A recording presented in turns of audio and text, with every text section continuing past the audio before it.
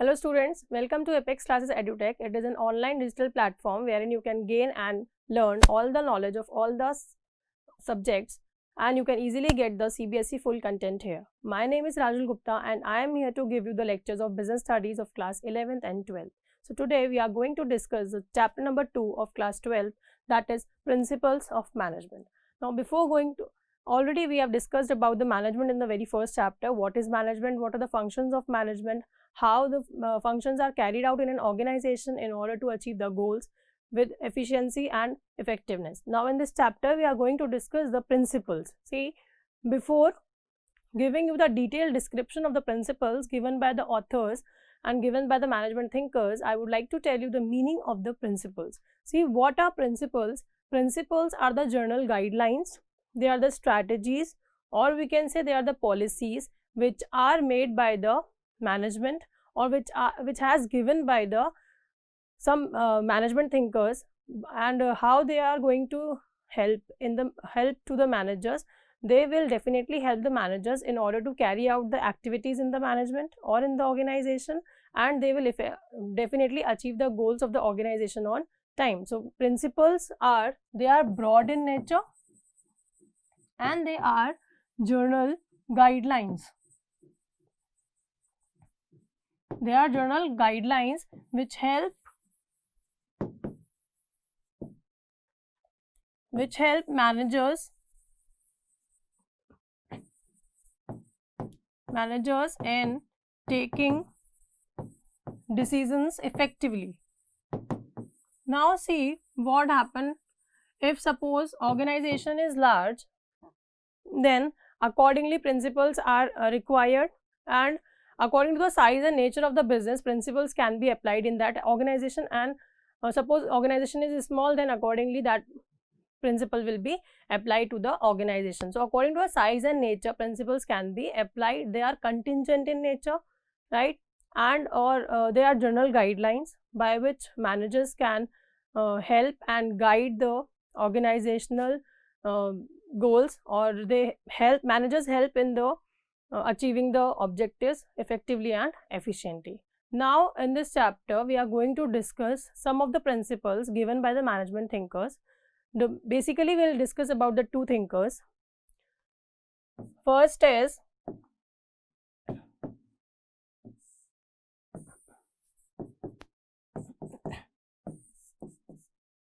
Henry Fayol. He is known as the father of management. He is known as the father of management, and he has given 14 principles. And he has given 14 principles that we will discuss later on, right? And he suggested, and he has mainly focused on the top level management. He has started discussing the problems or the situations occurred with the top level managers. Second is F.W. Taylor.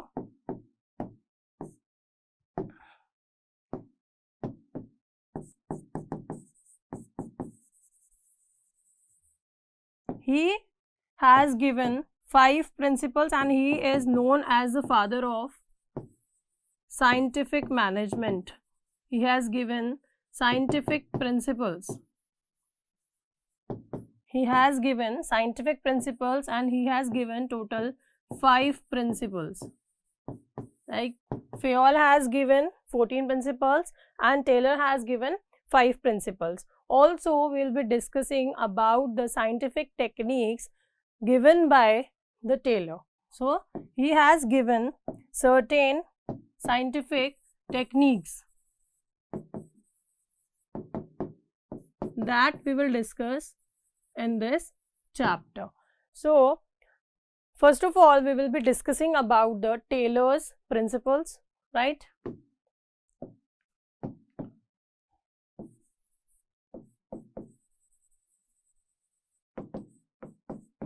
See, he has mainly focused on the workers' problems, right? He started identifying the problems of the workers at the workplace, whatever problems they are facing in the factories or in the industries or in the organizations. So he has suggested the methods, he has suggested the techniques for that. Before that, we need to understand what all principles he has given. So first principle is science, not rule of thumb.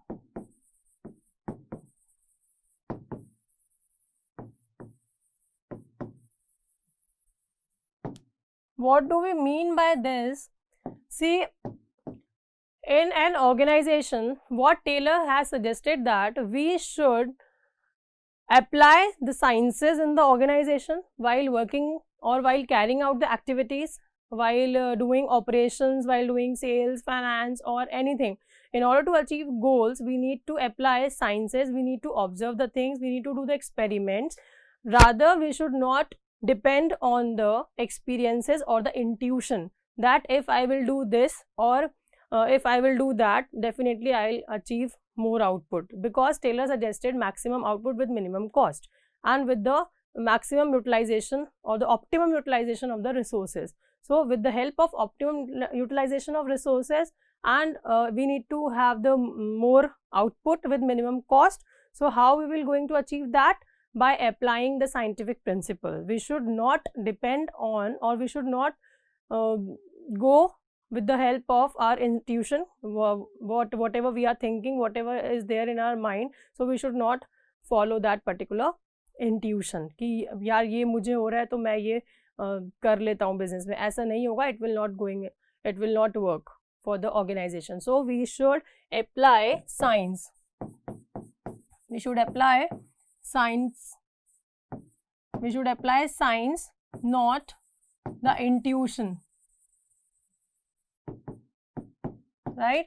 We should follow the work study, the best method. We should follow the best method. Ki this is the best method by which we can attain the organizational objectives and by which we can maximize the output at minimum cost. Because in the end, this will be the main objective for the organization, and managers and workers should work effectively, right, in cooperation. So we should not follow the rule of thumb, hit and trial method. We should not use, right? We should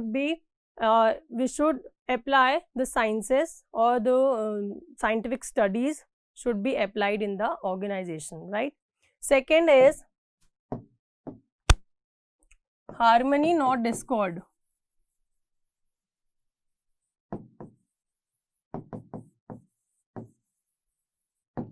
See, as the name suggests, harmony. So managers and workers, according to Taylor, there are two groups of people in an organization. One side is managers, another side is workers. So managers and workers join hands together, or we can say they must work in harmony. They should not fight, and they should work in cooperation in order to achieve the objectives, because an individual cannot do anything. We should be in a harmony, right? And there should not be any prejudices or the conflicts between the two, right? Managers along with the workers should go in the one direction. What is that one direction? That one direction will be achieving the objectives of the organization, right? So we should be in harmony. We should work together. We should work together and do not fight. So this will be the crux of this principle. Now the third is cooperation, not individualism. As the name suggests, cooperation, so I must say that this is the extension. This is the extension of this principle, right? Because harmony is there. When people are working in an organization in harmony, then they must be in cooperation also. So this is the extension. First of all, extension of the above principle.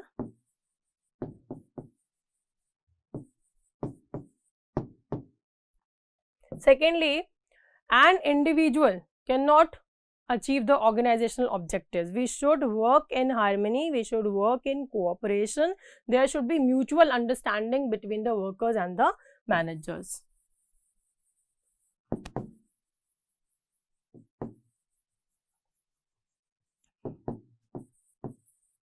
mutual understanding between the managers and the workers, right?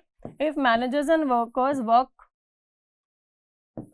together, then definitely organizational goals can be achieved with maximum output at minimum cost and with the optimum utilization of resources, right?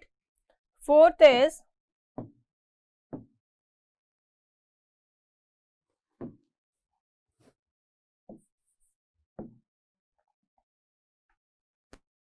first we have done science not rule of thumb. Second we have done the cooperation, harmony not discord, and the third is that we have discussed the cooperation not individualism. Now the next is development of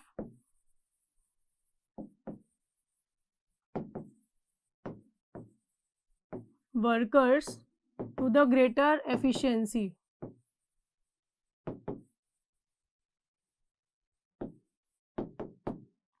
This is the next principle given by the Taylor. See, according to this principle, what Taylor has suggested, that workers development should be there, and according to the efficiency of the workers, tasks must be assigned to those workers. First of all, according to Taylor, what he has suggested to the organizations, that hire the people, right? Hire the correct amount of employees, or hire the good employees, or good, we can say, skilled employees in the organization, right? After hiring, assign task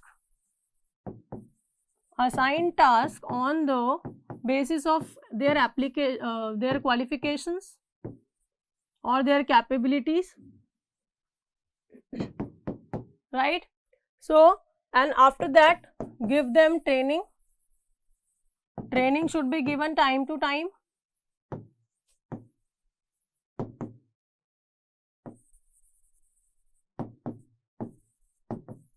So, according to Taylor and according to this principle, what Taylor has suggested, that workers' efficiency, according to workers' efficiency, a task must be assigned to that particular worker, and a training must be given on regular intervals.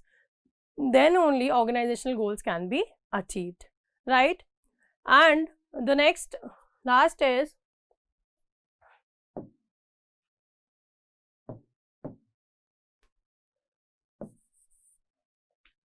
like, see, Taylor has suggested, and he has taken the concept of workers, what all problems they are facing while working in the factory or in the we can say industry. So he has considered workers as a main focus, right? At the workplace, timing problem is there, achieving the targets on time is the problem sometimes. So he has suggested certain techniques, and with the help of those techniques we will achieve the maximum output with minimum cost. So the next is the mental revolution, like attitude should be there.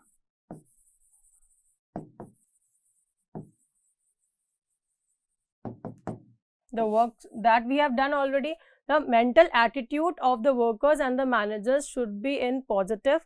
There should be a positivity in the minds of the workers and the managers, right? There should be no prejudices, and there should not be any kind of grudge feeling between the workers and the managers. Then only we will be able to achieve the goals, otherwise not. So these are the principles.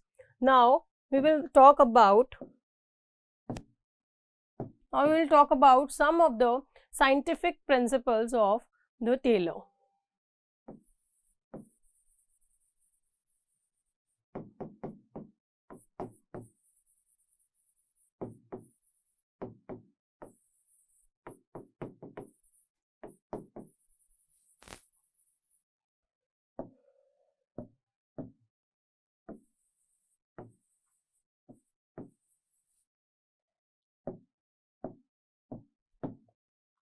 See here, factory manager is there. Let me draw a flow chart, and with the help of that flow chart I will explain you what are the scientific principles of F.W. Taylor, right? So what happened is Taylor has divided our organization into two departments. And what are those two departments? First is planning department and second is the production department, right? First is the planning department that will do all the planning for the organization. Another is the production department,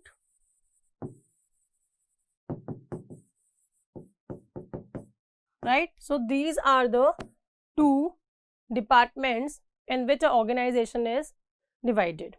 Now under planning department we have the four people, or we can say the four departments who will be taking care of the things, who will arrange the resources, assemble it, and checking and inspecting and maintains the discipline in the organization. And in the production department again we have the four people, or we can say the four departments. So in all total we have 8 heads, and these 8 heads will definitely work for the organization for the better and effective utilization of the resources, right? Now see the four. What are those 4 heads in this?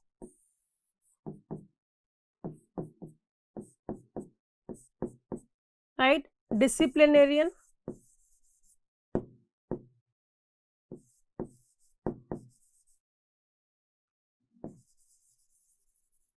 then instruction card clerk,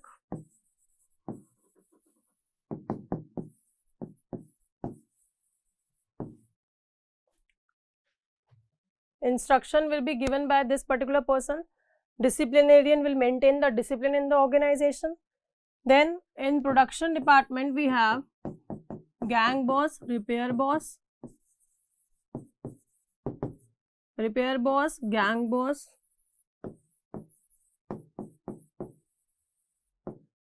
inspector, right? So these are some of the people who will tell and who will identify the problems, and they will manage the things. So repair boss will repair the things, repair the machinery if any machinery is not working properly.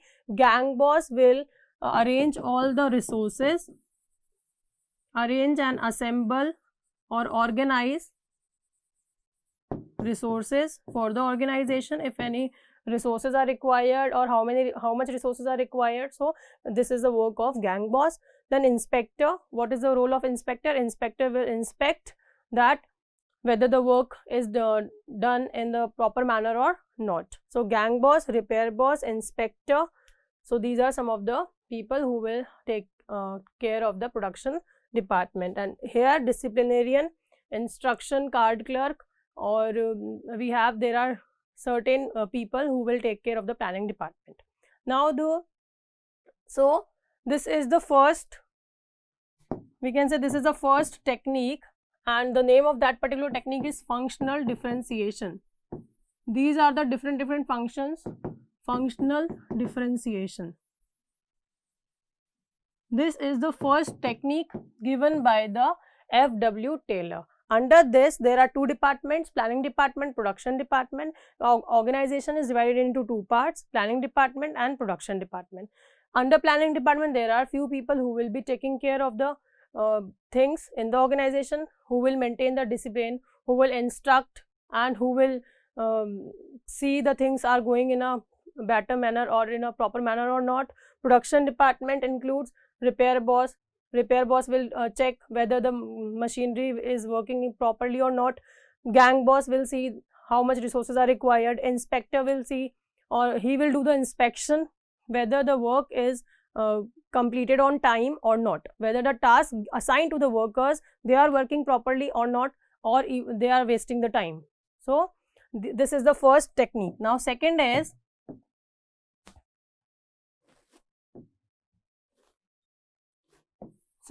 work study.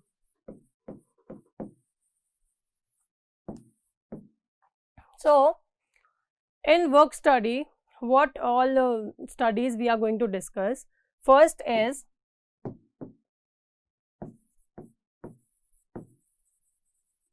motion study, method study,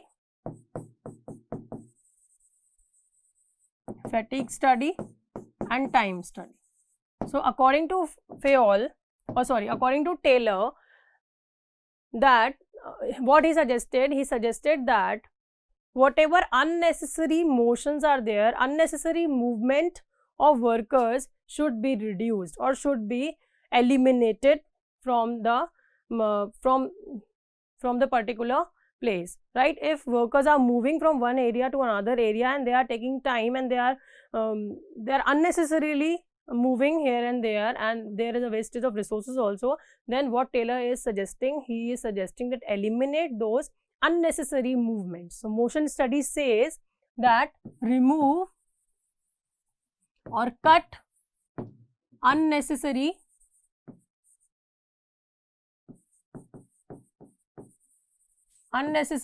movements that are not productive. So kindly remove those unnecessary movements from that particular worker. Now next is method study. So according to Taylor, there must be or there is one best method of doing a particular task.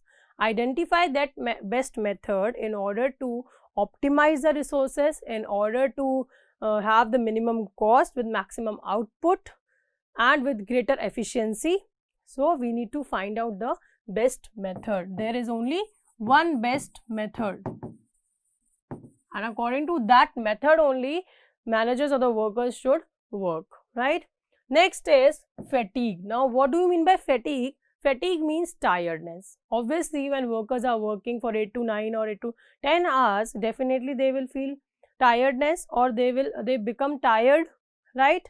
So we need to find out that a particular worker is after how much time a particular worker is getting tired, or if he needs rest, so at how many regular intervals he need, right? So we need to note the time, that after how many hours a particular worker needs rest, then after giving the time of break, then again after some period of time that particular worker will want to have some rest. So again at what time and after how many regular intervals we need to give the time, or we can say break, right? And how many workers are there in the organization who are efficient and who are inefficient. So accordingly we need to note the time and give them the time of break. So fatigue is tiredness. So what Taylor is suggesting, that note the time,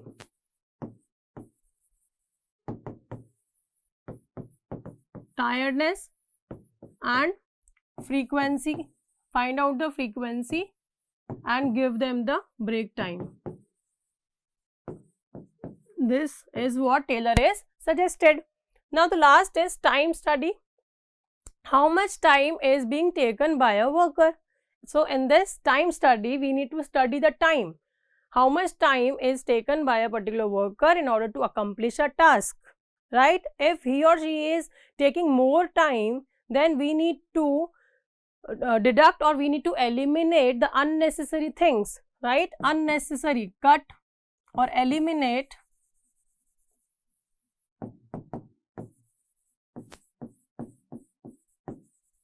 unnecessary things, right? For example, I can give you one example. For example, you can take the example of shoe factory, right? What happens is, in a shoe factory, a shoe manufacturer will be making the different shoes of different sizes, right? Suppose there are few shoes which are not comfortable or which are not suited for the people. So those shoes are the wastage of resources. People have made it and they have used time also. The time is wasted, resources is wasted, right? And the time of the workers are wasted, right? Their efficiency will also get decreased, right? So we need to eliminate those number of shoes from the factory, yes or no? So these are the unnecessary things, they are unproductive, right?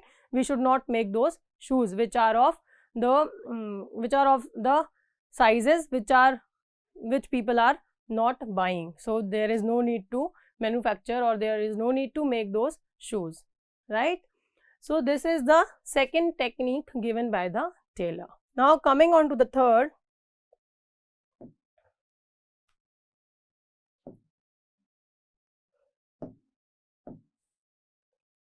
This is over. Now third is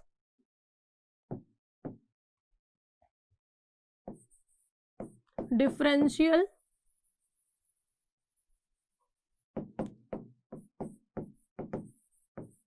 piece rate system. Now, according to Taylor, what he wants to suggest that according to the work, right, according to the production a particular worker is giving, so according to the work, according to the task, completion of the task, a particular worker should be given the wages, right. So wages should be given according to the wages should be given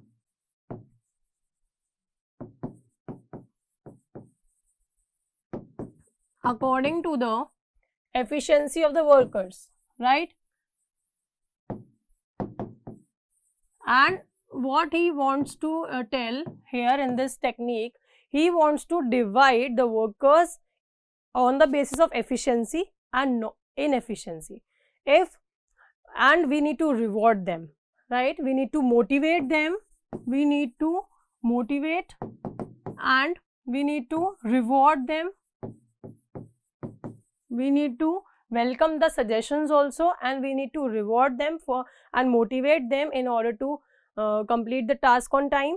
Like efficient employees are working on time, and suppose they are completing task on time, then inefficient workers will also feel ki we should also come in the category of efficient, then only will be getting the more wages. So extra benefits will also being provided to the efficient employees. So this will definitely motivate the inefficient employees also, because inefficient employees will also feel that we should be in a efficient category. So this will motivate inefficient employees also, right. So this is the concept of differential piece rate system. That means wages must be given on the basis of the production or on the basis of the output a particular worker has given, right. The next is mental revolution. Mental revolution is a mental attitude. According to this technique, what Taylor wants to suggest that mental attitude of the workers and the managers should be in a positive way, should be in a positive manner. There should be a positivity in the minds of the workers and the managers, right. There should not be any grudges, there should not be any prejudices, and there should not be any conflicts between the workers and the managers, right. Workers and managers both should work in harmony, like we have done in the principles only. They should cooperate with mutual understanding. There should be a mutual understanding with each other, and there should not be any fights or conflicts. So mental revolution is the mental attitude of